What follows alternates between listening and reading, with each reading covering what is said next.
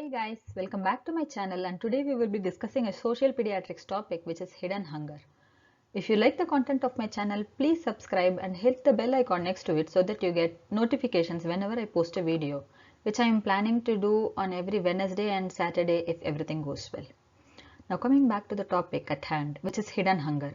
This is a direct question from a recent DNB question paper, and this can be expected in subsequent papers also. Plus, it is also important for us as pediatricians to know what this hidden hunger means. This is defined as deficiency of micronutrients. Okay, so this is a form of undernutrition where either the intake or absorption of micronutrients, which are vitamins and minerals, is low, and it is too low to sustain a healthy development, both physically and mentally, and it affects the development in a long run. This can also be called as MIND. M-I is small. This is micronutrient deficiency. So question can be asked as hidden hunger or MIND. Both means one and the same.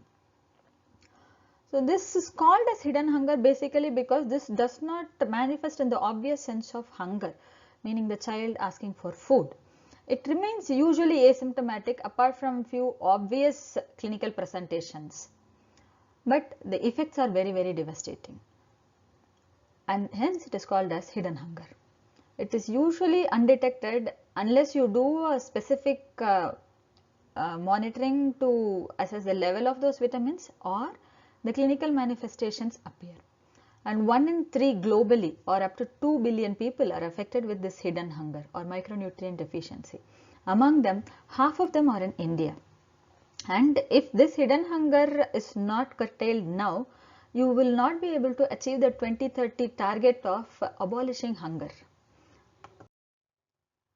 For pediatricians, it is important because the first 1000 days are important for the growth and development of the child.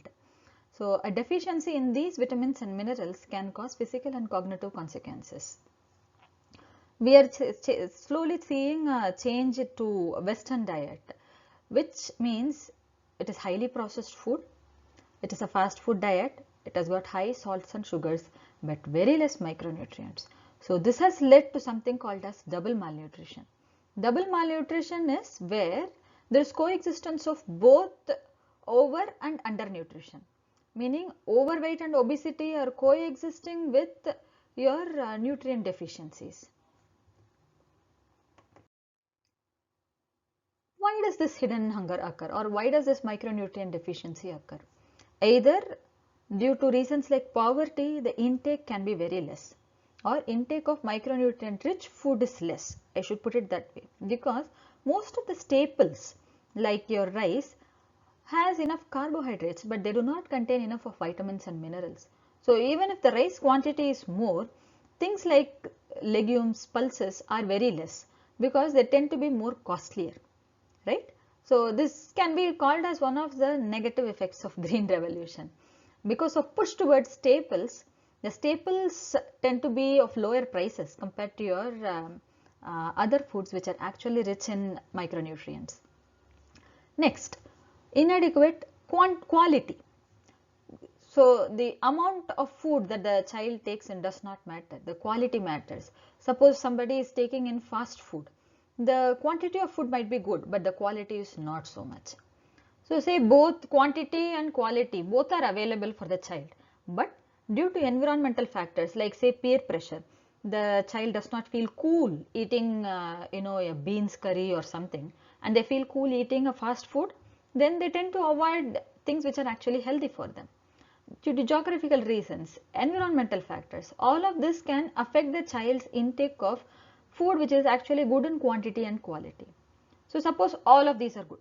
Child is having food, there is no peer pressure, there is a good environment for the child to take food, but still child is manifesting these, then there is something else going wrong, meaning the absorption and utilization is affected.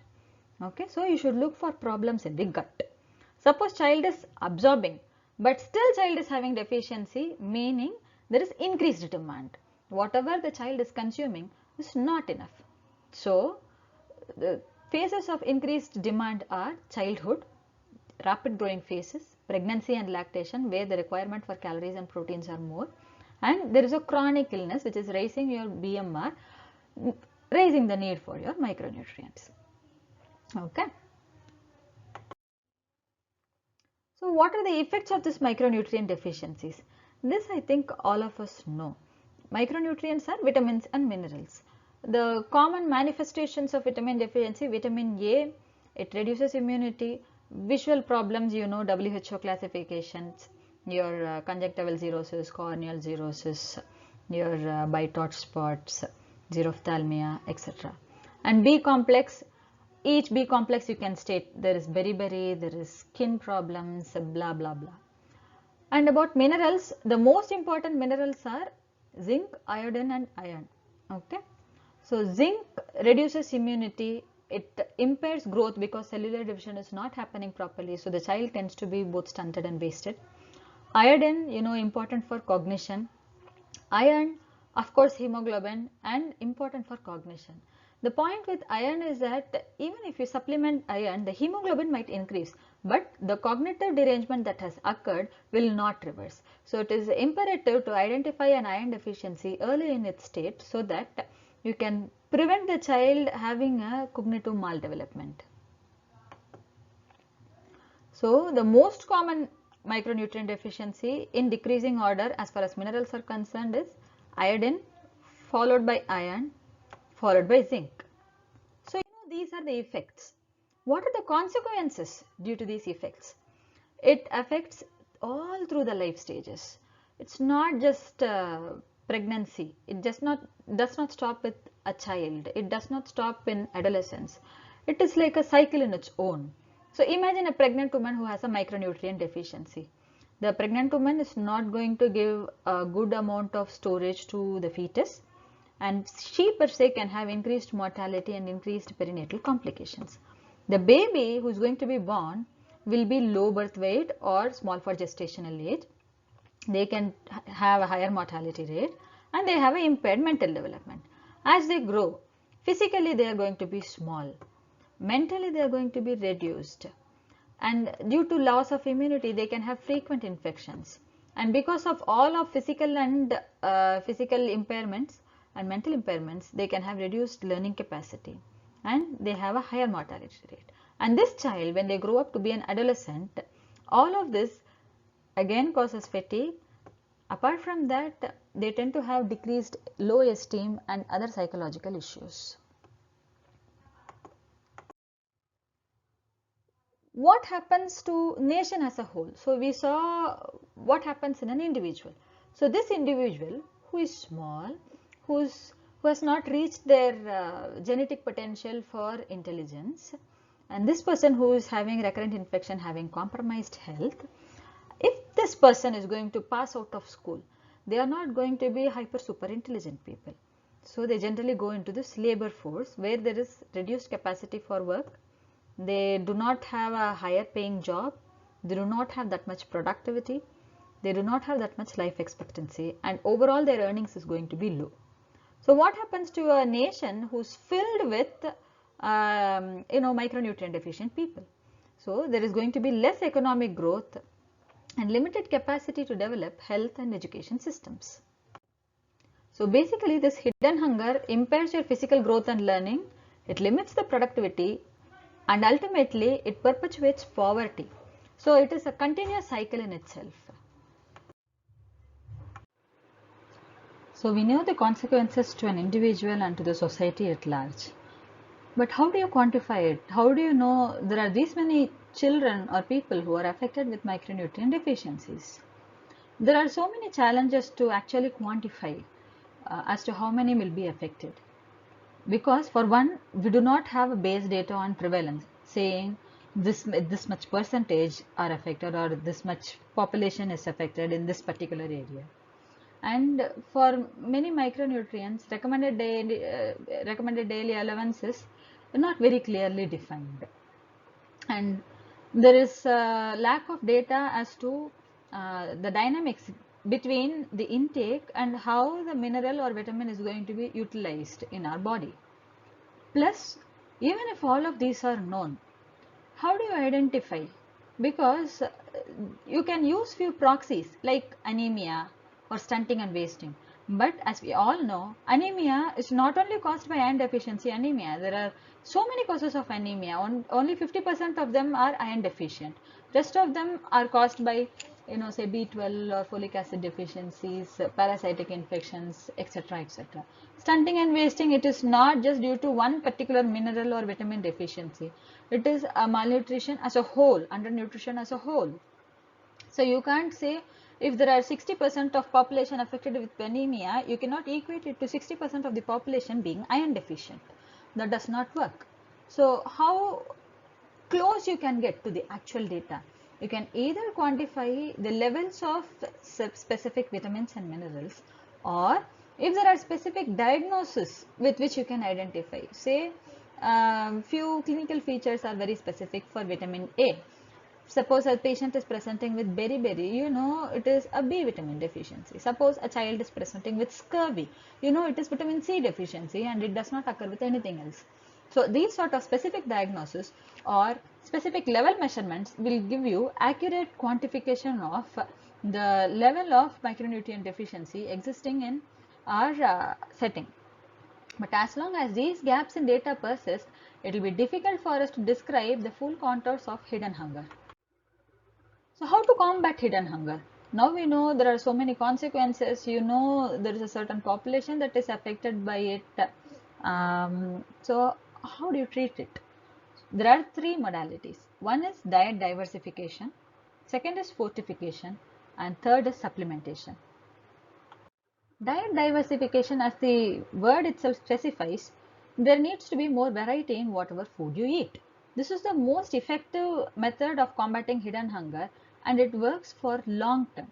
So you need to advise a healthy balanced diet of macro micronutrients and other healthy substances like dietary fiber in your food. And this can also be strengthened by adopting food-based strategies like encouraging home gardening and educating people regarding how to introduce complementary food and how to maintain infant and young child practices, how to prepare hygienic food and how to store them so that they don't undergo nutrient loss. So this is diet diversification. Food fortification. Food fortification is basically of two varieties, which is enrichment and fortification. A sub part of fortification is biofortification. We'll see them one by one. So enrichment is, or rather let us start with fortification. Fortification is you adding micronutrients to processed food. Enrichment is a small variation. Before processing, you add the nutrients. So what nutrients you add? You add nutrients which are generally lost during the processing. Suppose X amount of nutrient is lost during processing. So you add that X amount before the food is getting processed so that the restoration of lost nutrients happen. So this is enrichment. Next is fortification.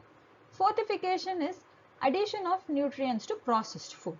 So this nutrient can be what is already present in that particular food, you are adding extra amounts, or it can be a new nutrient which is not naturally present in that food.